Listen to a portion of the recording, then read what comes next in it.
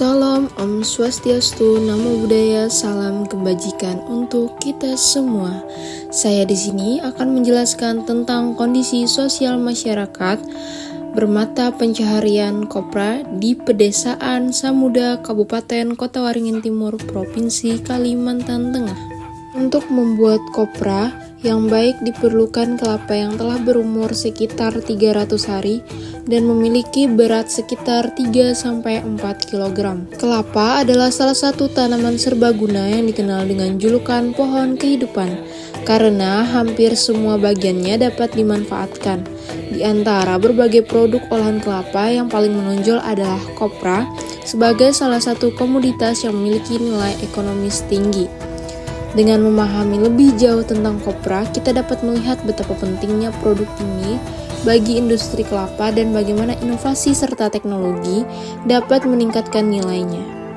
Di antara hijaunya pepohonan kelapa yang menjulang sepanjang pantai tropis, terdapat kehidupan yang berputar di sekitar sebuah komoditas yang telah menjadi tulang punggung bagi banyak komunitas lokal, yakni kopra. Di Indonesia, kopra merupakan salah satu produk ekspor andalan dengan banyak petani kelapa yang bergantung pada produksi kopra sebagai mata pencaharian utama. Kopra adalah daging buah kelapa yang telah dikeringkan dan digunakan sebagai bahan baku untuk menghasilkan minyak kelapa dan berbagai produk turunannya. Proses pembuatan kopra melibatkan pengupasan kelapa, pemisahan daging buah dari tempurung, pemotongan daging buah menjadi bagian kecil-kecil, dan pengeringan daging buah tersebut.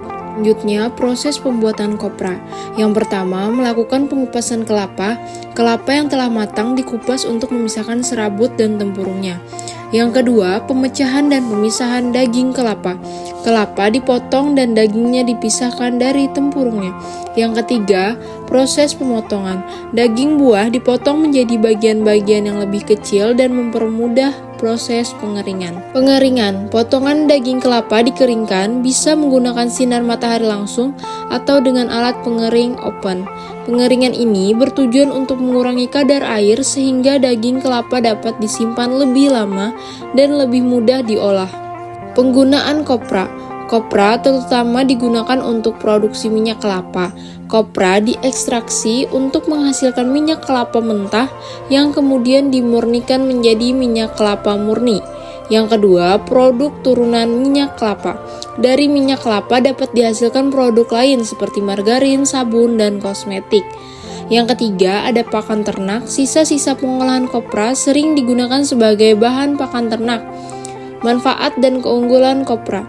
Sumber pendapatan bagi banyak petani di daerah tropis, produksi kopra merupakan sumber pendapatan yang paling utama. Ekonomi lokal. Industri kopra dapat mendorong pertumbuhan ekonomi lokal dengan menciptakan lapangan kerja dan peluang bisnis. Yang ketiga, bahan serbaguna. Minyak kelapa yang dihasilkan dari kopra dapat digunakan dalam berbagai industri, mulai dari makanan hingga kosmetik. Tantangan dalam produksi kopra.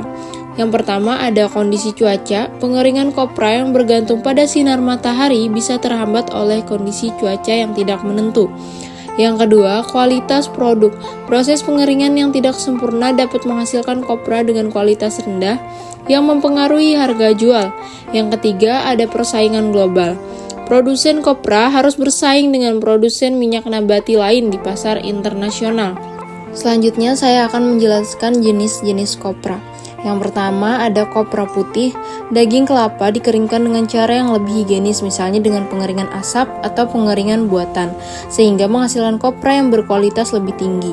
Selanjutnya, yang kedua ada kopra hitam. Daging kelapa dikeringkan secara tradisional di bawah sinar matahari atau pengasapan, biasanya menghasilkan kopra dengan kualitas yang lebih rendah dan warna lebih gelap. Dengan beragam kegunaan ini, kopra merupakan komoditas yang sangat penting yang memiliki nilai ekonomi dan manfaat yang lebih luas di berbagai industri.